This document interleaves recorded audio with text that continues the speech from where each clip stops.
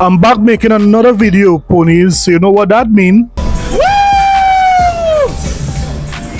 Time to bleed. You see, in PlayStation fan mind, Microsoft is not going to make any more consoles. Microsoft consoles are dead because their software is going everywhere. That is in PlayStation 5 and Pony's mind. I mean, they are almost deaf to what Phil Spencer and Sarah Bond would have said concerning hardware. We will continue to focus on hardware. It's an important part of our team and what we can go do. It's all about putting Xbox in the best position. And our hardware is a critical component of that. The absolute best experience somebody has on Xbox is hardware that your team builds and that people play on. And we got more to come. There's some exciting stuff coming out in hardware that we're gonna share this holiday. And we're also invested in the next generation roadmap. And what we're really focused on there is delivering the largest technical leap you will have ever seen in a hardware generation, which makes it better for players and better for creators and the visions that they're building. Yeah, I want people to pick hardware based on the capabilities of that hardware and how that fits into the choices they want to make about where they want to play. And we want our hardware to win based on the hardware capabilities that we have. Our own hardware, I think it's fundamental to what Xbox is. It's not lost on me. I've said over and over that box is in the name of our brand. I'll say is in the position I'm in, I look at hardware as a critical part of what we do. And I love our hardware team and spent some time with them just this week and the roadmap that they have. And on the hardware side, I want us to innovate and make the hardware the differentiator, and then making sure that our next devices are devices that are really defined by innovation and differentiation. And I love the roadmap that the team's putting together there. Shout out to Critical Punch there on Twitter. He did up that video excellently. Now, that is what the PlayStation fans believe, that because Microsoft is not selling as much hardware as PlayStation, they are going to eventually get rid of the box. Yes, they believe that. There are even some ponies who are so fanatical that they believe Microsoft is not coming out with any more hardware. Now, shout out to VG Fight School. He would have made some logical and sound argument as to why it is craziness to even think Microsoft would get rid of their console. Now, let me just add to what VG Fight School was saying. PlayStation community, ponies who are listening to this video, I need you to go to Amazon and I need you to buy a brain. A brain is meant for everyday use, because you just might need it for this argument. So this is public records. Microsoft would have made more than $3 billion in 2021 from Game Pass on console alone. This is not what I made up. This is public records all over the internet.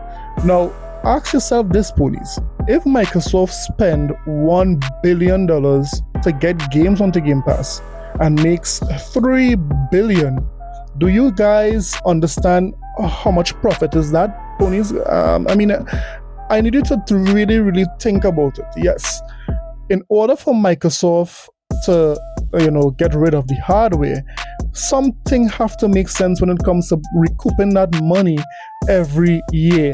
And mind you, that $3 billion was before Game Pass would have seen an increase in subscribers. That was how much subscribers they were at that time. Now we know that it is more than how much they had in 2021.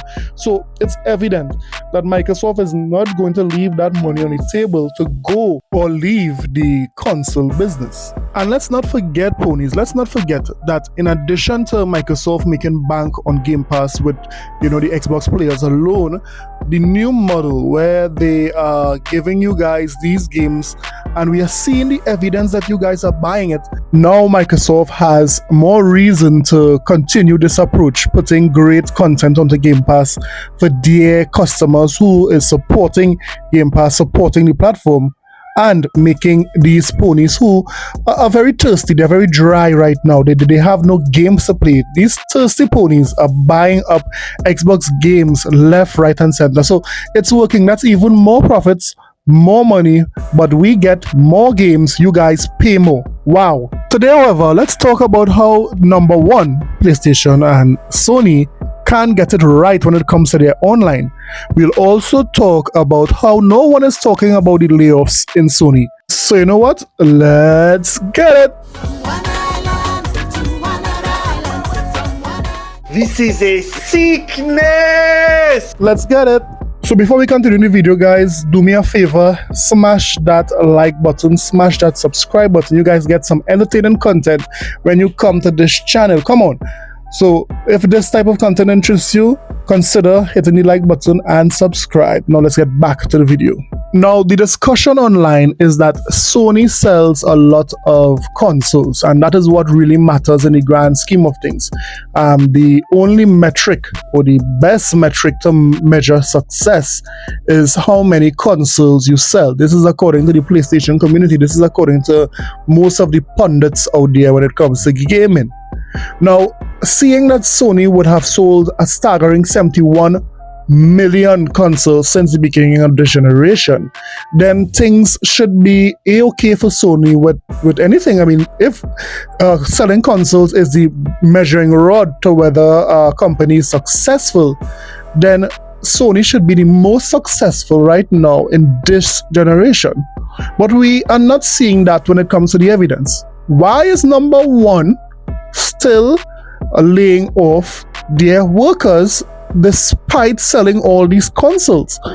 Is the consoles sales not enough? PlayStation California office fires an undisclosed number of employees. The job cuts come in the wake of the programming tools provider SN Systems getting fully integrated into Sony. The industry-wide layoffs show no signs of stopping, as Sony Interactive Entertainment quietly fires an undisclosed number of PlayStation employees. According to former senior design technologist Oscar Diaz, one of the affected workers, first spotted by Reddit user Ice Popsicle Dragon. Oscar Diaz's posts across his social media pages reveal that he and the majority of his team were laid off from PlayStation, with no reason provided for the job cuts. According to Oscar's LinkedIn and GitHub pages, he was responsible for building tools and processes related to UI/UX, as well as prototyping new experiences across console, VR, and mobile, indicating which department was impacted, based on the ex-developer's listed residence in San Francisco. It is reasonable to assume that the company's global headquarters in San Mateo was the office affected. At the moment, Oscar appears to be the only developer who has publicly disclosed being laid off, leaving the total number of affected employees unknown. As always, a studio's refusal to explain its actions fuels speculation, with the community now theorizing why these particular layoffs have taken place.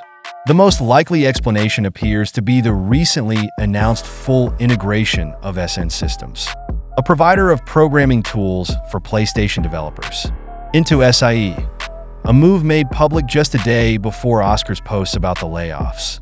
And given that both Oscar's department and SN Systems specialize in tools development, this theory does indeed sound plausible and may be the reason behind the cuts. A year ago, in February 2024, Sony also let go of some of its employees. But at least back then, they officially acknowledged it, announcing the termination of 900 workers, roughly 8% of their global workforce, and closing PlayStation London entirely.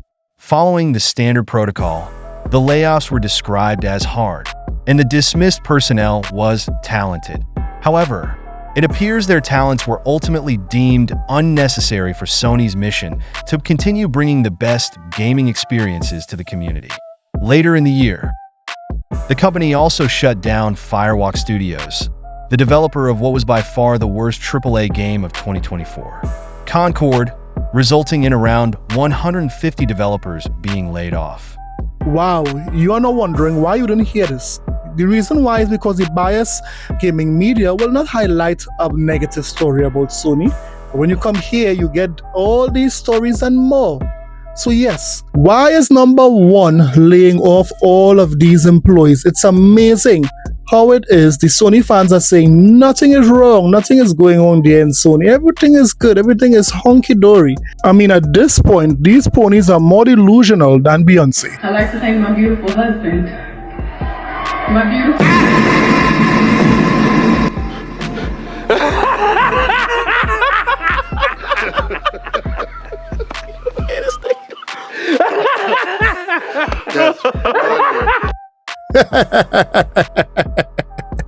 Now, ponies, I'm just asking questions, man. I'm just asking. This video is about asking questions.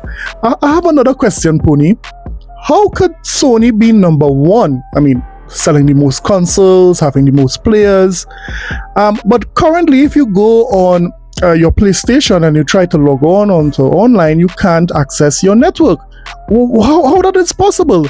Sony is making enough money from you, ponies. Sony is selling so much consoles according to you guys, but they can't get their network right. Microsoft could get it right. Nintendo could get it right. At least, even if Microsoft network was to go down, I mean, for 7 hours, you're telling me that Sony don't have one engineer there that can't resolve the problem in 7 hours? Wow. I mean, this is crazy. Listen. Sony PlayStation Network outage leaves gamers frustrated worldwide. PlayStation gamers worldwide face significant disruptions as the PlayStation Network, PSN, went down for several hours starting on Friday evening.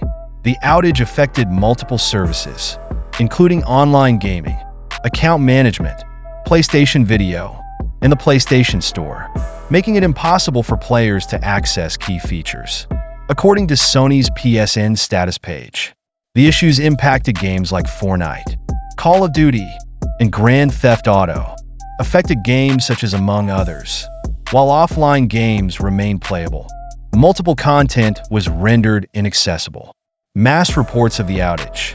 The outage was first noticed just before midnight on Friday, with more than 71,000 users reporting the issue on Down Detector, a website that tracks service disruptions.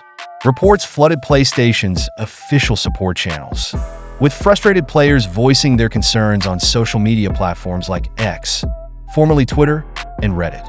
Many gamers complained that they couldn't access Call of Duty, Warzone, and Black Ops 6, particularly during a special promotional weekend with double XP rewards. The timing of the outage frustrated competitive players looking to take advantage of the event. Sony acknowledges the issue. Sony quickly confirmed the outage on its support webpage, stating that it was aware of the issue and actively working on a resolution. However, the company did not provide an estimated time for service restoration, leaving players uncertain. Global impact and player reactions. The PlayStation Network is one of the largest online gaming platforms, with millions of players worldwide relying on its services. The unexpected downtime disrupted everything from casual gaming sessions to esports competitions and scheduled events. Many users took to social media to express their frustration. While outages are common for online gaming platforms, a long-term disruption could have significant consequences for Sony, especially with upcoming game launches and live service titles relying on online connectivity. PlayStation users will have to wait for further updates from Sony. Many are hoping for compensation. You get nothing! Such as in-game rewards, store credits, or extended PlayStation Plus memberships.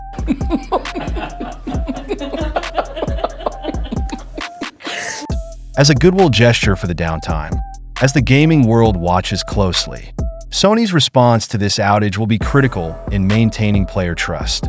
Gamers worldwide will eagerly wait for PSN to come back online so they can return to their favorite games. This is crazy. Sony, number one, multi-million dollar, multi-billion dollar company, and they can't get a network up within 2 hours. Crazy. And these PlayStation guys are hoping for some sort of compensation. Sony is not even going to give you some sweets for that, man. And a matter of fact, they might charge you for that network going down. They might say they need more money to have the network running.